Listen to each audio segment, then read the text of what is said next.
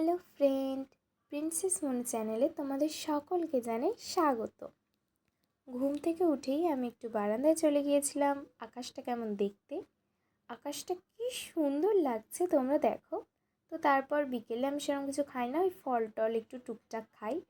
তো খাওয়ার পরে একটা পার্সেল ওপেন করার ছিল। তো পার্সেলে ওই তেমন কিছু না, একটা ফ্ল্যাক্সিড জেল ছিল।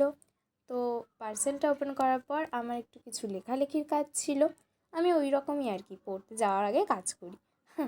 তো যাই হোক, সেই লেখালেখির কাজটা কমপ্লিট করে তারপর আমি ওই একটু ব্যাগ গোছানোর দিকে চলে যাই।